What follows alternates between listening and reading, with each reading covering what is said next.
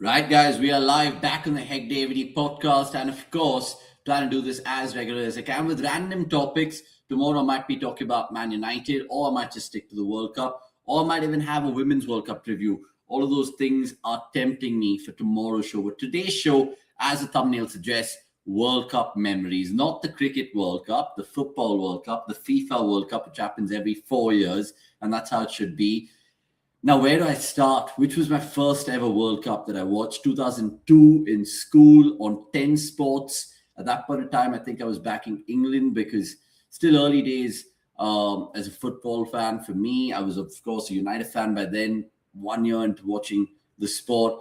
And that 2002 World Cup, there was so many memories of it, whether it was France, Senegal, and that crazy upset, or whether it was some other controversial games that World Cup. I remember South Korea beat Italy, and I think the referee had an absolute, I don't want to say it, but you guys can fill in the blanks, right? So when I look back at that World Cup, it was the first ever World Cup that I started watching football. The timings were okay. It was in Japan, Korea, so it was actually 2.5 hours in front of us. And at that point in time, we were in school, so we were catching all the action as much as possible. 10 Sports, like I said, was the channel broadcasting in India, and it was fun. It was really, really fun. Then you, of course, talk about the Euros in between, but I don't want to talk about those Euro memories because that, of course, elevated and enhanced my international football viewing. I would like to move on to 2006 in the World Cup there. Now, a fun story, the only international football stadium I've visited in my life so far, believe it or not, is Bayern Munich. It was me, my mom, and my German uncle. We went for a family holiday to Europe, and we ended up staying in my aunt's house in Munich. Now, the World Cup was going to be, of course, held that year, and we went in May. So they just had renovated the Allianz Arena, and it was spectacular. I went for a stadium tour, did everything that you can imagine, the press conference bits, the out there in the stands, out there on the touchlines. It was just brilliant. I was 14 and I was just like soaking it all in. Even the World Cup fever in Germany and Europe at that point in time was very, very strong. In fact, that particular May, I ended up watching the Barcelona-Arsenal game, the final of the Champions League, I think in Paris. And then I think by the time I came back to India, the World Cup had started. But 2006, the World Cup, so many memories. Of course, people will say Portugal, England, that particular game where Ronaldo, Rooney went at it, the cheeky wink and all of that, definitely part of my World Cup memories, I'm not going to lie to you. But that tournament also had some crazy other instances and goals for that matter. So when I look back at how strong Germany won that tournament, it was brilliant. I think they dismantled lots of teams. There's one goal which caught my mind, Torsten Frings for Germany. Superb. I think it was Costa Rica in the opening game, but a spectacular hit. They had the likes of Klose, Podolski. So that German team is very strong. What happened in that 2006 FIFA World Cup was crazy because the final was, of course, one of my memories which I'll remember for the rest of my life, with Zinedine Zidane headbutting Marco Materazzi. And it was honestly brilliant to see because I think we were part of a spend over. It was my mate Rehan, my other German friend Sabrina, my sister. We'd all, I think, watched that particular game. And I think I fell asleep a little bit, but then I got up and I saw this whole crazy thing. And Zidane scored a penalty as well early on. And it was a Panenka against Buffon, which is brilliant to see. So 2006, that World Cup was insane. Some of the great World Cup matches, squads as well. I think 2006, France and Spain also came up against each other. And it was France who had the last laugh. So literally, what a tournament 2006. I remember the theme song as well, which is like an orchestra. It was not as flashy and crazy as waving flags or the Shakira one, which of course got the world by storm. But when you move past 2006, you go into the 2010 World Cup, which is South Africa.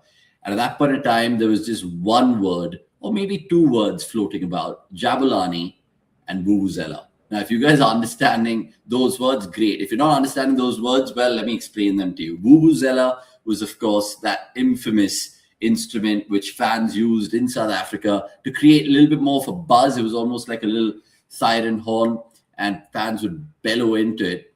And the Jabulani ball was Controversial again because of the shape, the size, the aerodynamics of the ball. Lots of players did point out that it was not the normal football, but that tournament is also very, very good in terms of bringing Africa as a country, sorry, as a continent, beg your pardon, together.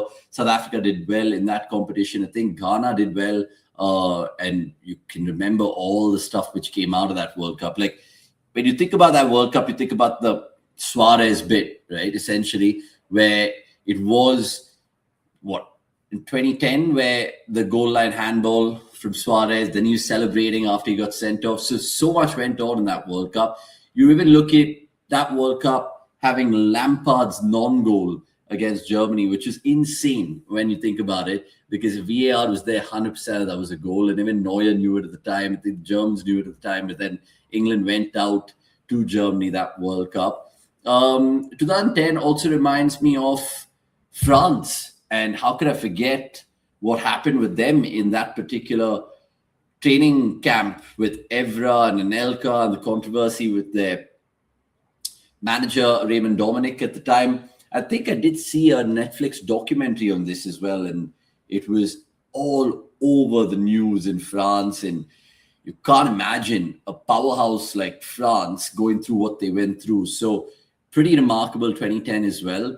And the final, where did I see it then? I think I saw it at my neighbor's house, Netherlands, Spain. Even though it was a drab contest, 1-0, I think, who was it? I think Robin missed a glorious chance against Casillas. And then eventually Iniesta scored the pen to take it home. But 2010, that final, I also remember the super kick that Nigel de Jong had on Van Bommel, I think it was. Oh, sorry, Nigel de Jong on one of the Spanish midfielders. I think it was Busquets. Could be Busquets. So essentially that 2010 World Cup saw a Spain dominance, because what they were doing at that point in time was just raking up trophies, not just for their countries, but even their clubs. I mean, Iniesta, Xavi, they were just in the peak of their powers. Remember, Spain won the Euros in 2008. They won the World Cup in 2010. And in 2012, they managed to retain the Euros. So it was just a golden generation of Spanish talent flowing through. So 2010, again, good timings to watch the World Cup. I remember watching that England-USA game, and Rob Green had a howler. And all those moments, memories come flooding back. So I would definitely have that in my top 10 for sure. And there's no particular order that I'm kind of going on with my World Cup memories. I'm literally just stating what I've seen in the past and what I remember vividly from the forefront of my mind. So 2010, again, I think I was just 18 at that point in time. So I was just going into college. And then 2014 was incredible as a World Cup because it was, again, similar timings to what we're going to experience this time around, because it was in Brazil. And just the vibe of that World Cup, because Brazil is like India and cricket, right? It's a religion there in that country, football. And I remember how tough England's group was. I think they had Italy, Uruguay, and I think Costa Rica. I mean, just check on that. But mad games even in that World Cup. And of course, it was Götze who won it, and disappointed Argentina fans, Messi fans at that point in time, because Germany won the World Cup. But so many crazy moments in that 2014 World Cup. I think about even the 7-1 that Germany absolutely spanked Brazil with. And there was shootings at Copacabana. It was just diabolical for Brazil fans to digest. So when I look back at 2014, it was also in between so many other sporting events that summer, because the IPL was on, of course, the World T20 was on, and then you had the FIFA World Cup. So all the college boys, I think, were in my house pretty much throughout that summer, and we just had a lot of fun watching random games all the way up to the wee hours of the early morning. And 2014 was a vibe. I'm not going to lie, even from a Portugal perspective, fine, they didn't go all the way, and they haven't won a World Cup yet, but just understanding that team more. I was probably 10 years in supporting Portugal after the 2004 Euros. So really liked that World Cup.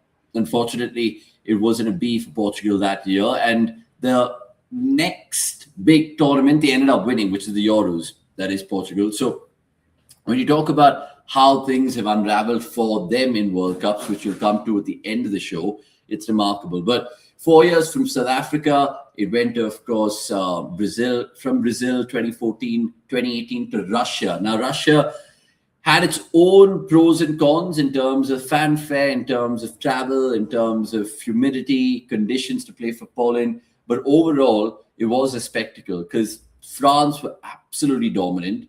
I think Croatia really punched above their weight, and that was the year where it was a final no one would have predicted. No one would have called France v Croatia at the start of the tournament. But fair play to Modric, to the rest of the Croats who actually dug in one hell of a performance and nearly toppled France as well. I think they had some really good forwards. Ivan Perisic on the left. You had, I think, Lukic and Olic as well. So the Croats in that 2018 World Cup shone bright. And England, I remember it fondly for them because they did actually not too bad in that tournament. And of course, again, knockouts got the better of them. And 2018, what else really captivates me from that World Cup is that Ronaldo free kick against Spain. Let's make no mistake about it. They were 3-2 down. He was on a brace at that time. I think it was 87th minute against Spain. And that wall, you had Piqué, you had Busquets, you had all these guys, and De Gea on goal. And De Gea just literally stood still. And Ronaldo made it 3-3. And it was one of the games of the World Cup, one of the games in World Cup history, 3-3, Iberian rivals. It was Ronaldo, Diego Costa, Ronaldo, Diego Costa. Then it was a spectacular goal from the Spanish right back, I think. And then Ronaldo leveled it up to win it 3-3. So essentially, that 2018 World Cup, I remember it for various reasons. One of it being Ronaldo's free kick against Spain. And then 2022 Qatar. Now, that was, of course, the last World Cup. Many people had their own qualms heading into that World Cup because the whole no alcohol for a sporting competition, so on and so forth. But somehow that World Cup just delivered great game after great game. You look at Argentina, Netherlands, and what happened there, the shithousery that the Argentines did against the Dutch. You remember it really clearly. And then, of course, that ticked off Louis van Gaal. Messi had that pose as well. And there were some other good games. Argentina, Saudi Arabia in the group stage was obviously good to see because it just gave the South American powerhouses a run for their money. What else happened in 2022? Ronaldo went into the history books. I mean, I think that was the first goal that they scored that World Cup against Ghana. He won the penalty, took it, and then went on to make history in terms of being the only footballer to score 5 World Cups, which is crazy. If he does it this time around, I don't think anyone's going to be breaking that record. But 2022 will always be remembered for the final. Let's make no mistake about it. I think it's probably one of the greatest footballing games ever. Argentina, France. It was pretty much Mbappe holding and hoisting the flag high for France, but it wasn't to be because Argentine hearts won that day. And probably some people say it was the best ever FIFA World Cup final. Let me know if you guys think that thought is true. Even if you look back at what happened the last time to Portugal, they went out. Was it really a good feeling? And it was a bitter pill to swallow. But this time around, like I've showcased in my previous podcast, I think Portugal can go all the way. And not just saying that as a biased fan or sentimentality towards Ronaldo, but you look at that midfield, you look at that left back, you look at their front three. I think they have all the weapons to go a long way. I think it could be France v Portugal in the final, and then winner takes all. And we saw France-Portugal in the Euro 2016 final as well, and it was Ronaldo-less Portugal who got home that day. I mean, Ronaldo was there, got injured, but Ede, remember, scored and had one over the French that day. So lots of great World Cup memories, great goals, great moments. Start of that 2002 World Cup, like I said, I'll never forget Ronaldinho's goal against England. It was just an innocuous free kick from somewhere the halfway mark, and he chipped David Seaman. And then even the 2006 World Cup, like I mentioned, forget the controversial bits. Some of the goals in that tournament was just high quality, absolute high quality. And from the group stages to the knockout stages, you look back at some of the goals because now FIFA on their YouTube channel have been playing all of these archive footages and retro games of the past and snackable highlights. So you guys can go check that out. Honestly, I know lots of you guys have just seen maybe 2 or 3 World Cups, but now this is probably my 7th World Cup in viewing, and I can't wait for some twists and turns this time around as well. And like I said at the start of the other podcast that I did about the World Cup, it's going to be organized chaos in the US because three countries, the largest it's ever going to be in terms of teams, and every fan out there in the US will have something to cheer about with their team. Obviously, that's a World Cup, but even with regards to the third place teams, this time there's something to fight for. So let's see if this World Cup gives me more memories. But right here, right now, those are my memories in terms of just random ones that I just picked out from the top of my head. I did check out Athletics piece on their website. I think they did rank the maddest World Cup moments. And let me just read them out to you because they're interesting. And I saw this on Reddit. Follow them, of course, on the app as well. But they've ranked the 20 maddest FIFA World Cup moments, right? At number 1, they've ranked Zidane's headbutt, which I spoke about in 2006 against Italy. At number 2, now obviously I wasn't born then, but I've seen this goal, Maradona's hand of God against England. It was insane how the referee gave it, but it went in. Gordon Banks, I think, the goalkeeper for England at that point in time, they were devastated. Argentina went on to win that World Cup as well. So it was very key in terms of the moment of that World Cup. Third, they've rated Brazil losing home semi-final 7-1 to Germany, which is insane. I spoke about that. Fourth, they've rated Schumacher puts Battiston in a coma. I think this is a collision in the 1982 World Cup that they're hinting upon. Again, my memory doesn't serve me so well here, but I can imagine if it's made the top 5, then how crazy that injury could have been. 5, they put Suarez biting Chiellini. Now, this happened in that group stage where Uruguay, Italy had England in their group, and Suarez notoriously biting people in the Premier League. It carried on in the World Cup as well. Then it was Roy Keane walking out of the World Cup in 2002, that whole well-documented episode of him in Saipan and not being happy with Irish coaching methods, the training standards and the pitches at the time. So he bounced and they've put that at 6. At number 7, they've put a particular player who got 2 yellow cards but carried on playing in 2006. Let me just confirm who that player is. But if you guys know, instantly tell me. Number 8, Rivaldo's dive in 2002. Now, if you guys remember this one, he's actually at the corner flag and someone gives him the ball and the ball probably hits him at the knees or on the torso, but he holds his head in absolute shame and goes down. And it was brilliant acting at the time. He should have got an Oscar for it, to be fair. Number 9, again, way back, I was -2 at the time in 1990. Frank Rijkaard spitting at Ruud Waller. Now, of course, Rijkaard, incredible Dutch legend. Rudy Waller, incredible German legend. And literally he spat full ball of phlegm into his mullet, which was ridiculous. If you go back and see it and be like, how the hell did he get away with it back then? A player would have probably been banned for 10 games if he did that this time around. Number 10, they've put in Ronaldo R9, left out of the World Cup final team sheet against France. Remember, that was the World Cup where France went on to win it 3-0, and Ronaldo Nazario was not on the starting 11 list. So they've got that as 10. 11, 12, 13, 14, 15, 16, 17, 18, 19, 20. I'll just read them out because, of course, you guys can go through them yourselves. I've mentioned a few as well. 11th, they've gone with France and their players going on strike in South Africa. 12, they've gone for Battle of Nuremberg, 2006. Now, if you guys don't know this, it was Portugal, Netherlands, and I think there was about 12 or 14 yellow cards, 3 sending offs. It was a wild game. It was a wild, wild game. 2010, I spoke about Lampard's Dawn goal. They've got that in as 13. And I've also spoken about Suarez's goal line save in 2010, which is 14. 15, they've gone for Paul Gascoigne's tears in 1990. Remember, Paul Gascoigne was one of the legendary footballers who played for England. And he had just a swagger about him. And for the whole country to see him in tears definitely made the top 15, according to The Athletic, in this little ranking that they've had. Number 16 was actually the last time the US hosted the World Cup. There was a famous singer called Diana Ross. Now, she missed a penalty, which basically was part of the opening ceremony. And people, funnily enough, till today say that because of that particular penalty, XG was invented in football. You guys can make whatever you have to make of that. But that is in 16. 17, Zaire kicking the ball away. I think this is 1974. It was way back.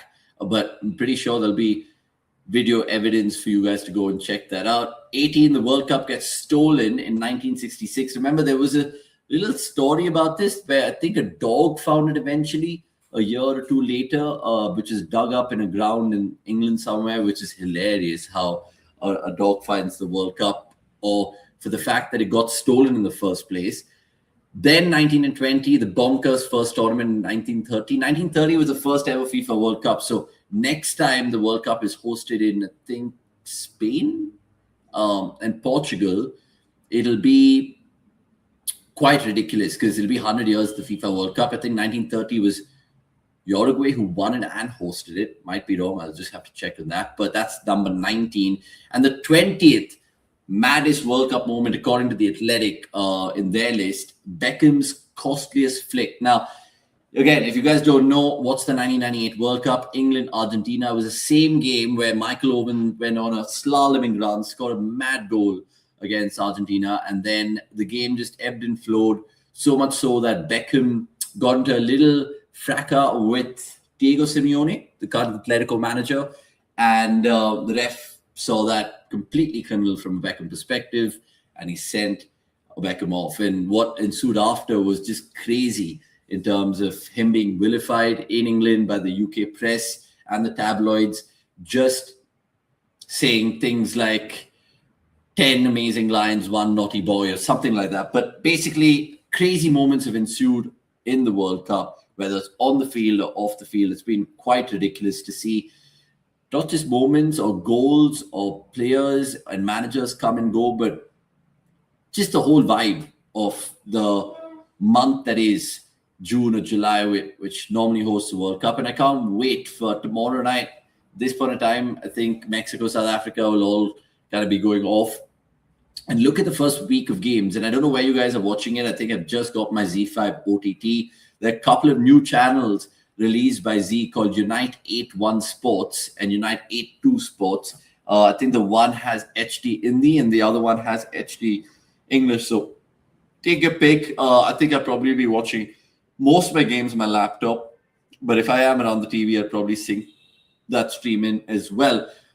Really appreciate all you guys joining me. And sorry if I couldn't take most of the comments, but appreciate Boss Forever, Bharat, and 07 Seam Master to entertain their thoughts in this show. Just wishing me all the best, pretty much. But tomorrow we'll talk about lots of things. Maybe even get my old mate Akshay Kumaraswamy with regards to the Women's World Cup preview, which starts on the 12th of June. Remember, India-Pakistan on the 15th of June with regards to Harmanpreet Kaur and her Eves taking on Pakistan, which will be a good clash for sure. Right, get your comments in. Let me know what you guys feel, and if you guys think this should be much more interactive. I'm planning various things along the way, not just getting guests on or players, but even probably open up a call-in show along the way, just to understand you guys much more through the benefit of my screen.